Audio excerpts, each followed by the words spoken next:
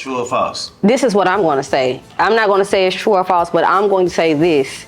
I feel like, with all my heart, it's the sexy that you sell. You don't, me personally, I don't sell sex. If you are aware of P Supreme, I have a sex appeal and I sell sexy, the attitude. Of course, I have a physique, but I don't sell sex. You ain't never seen me, you know what I mean? So I feel like that's just, yeah, So, we can talk on that too. Yeah, no. Where you got the appeal from though? What taught you that? Like what? The game. The game. Okay, let's speak on the game. Did you come in like? No. So look for a lane. Explain to them what the game is from MP Supreme mind. Okay, well the game is, in this industry, you have to know how to play. It's chess, it's not checkers. You gotta go with the move, but you gotta be different. You gotta be you, but you gotta go with the fads and what society say. You gotta do this, but not like that. You gotta just find your groove, and that's the game. And I came in, I was not sexualized at all. I was a very conscious rapper. I'm talking about bars. I was trying to be like Kendrick Lamar, and people just saw something different from me. I did not know how to write and orchestrate a song. Okay. I was poetic. Yeah. I was a poet first. And I couldn't even write to a beat. And then one day I tried to find it because I started hearing what everybody was telling me, like you need to do this, do that, you need to do this and that, show a little hip, a little thigh. And my dad was like, if you do that, this is how you move. Don't never show your body all the way. If you're not in a bikini or doing something that pertaining to, if you're showing your legs, cover up the top. If you're showing the top, cover the bottom. Present yourself as a lady, and I've always done it.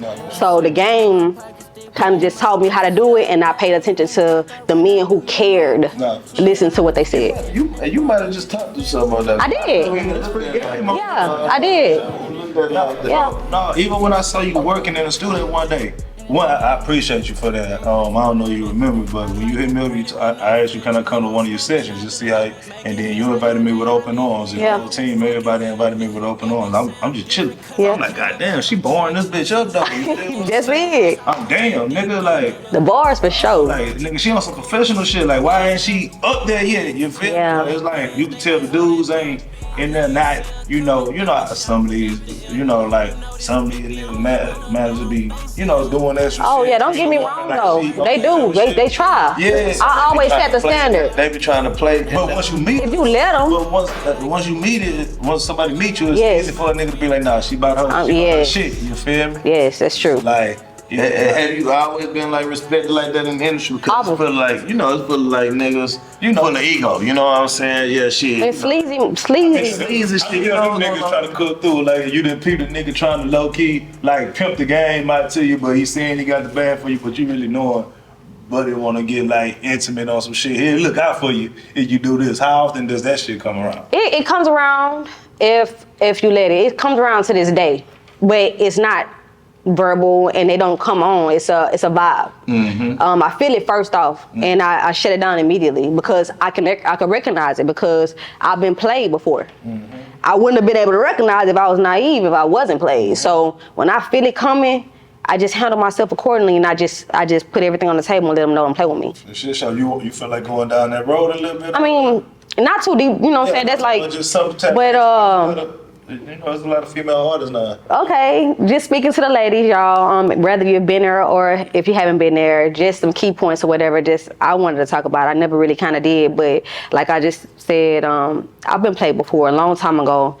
Like when I first started, I don't even think I was a rapper at that point. I was becoming this person. And I was around some people that I felt like I could trust. And it happens, still happens. But I was around some people I thought I could trust, and I knew me from childhood. And I feel like at that time, they kind of waited on me to kind of grow up. I've always been this ambitious person, and people always was drawn to me. So they wasn't sure if I go or if I went or if they could.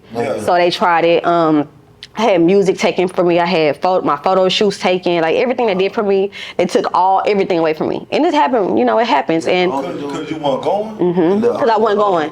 I wasn't going. You're an older dude though. Yes, always older. Yes. And I wasn't going. And I didn't know how to go. It wasn't even that. I was young, I didn't even know how to go. I didn't like how I felt. I don't know what this is, but I don't want it. I just want to rap. That was me. Like I have dreams. I wasn't trying to do schemes. So that's, just kind of just feel it. And if yourself tell yourself to move around, don't be afraid to move.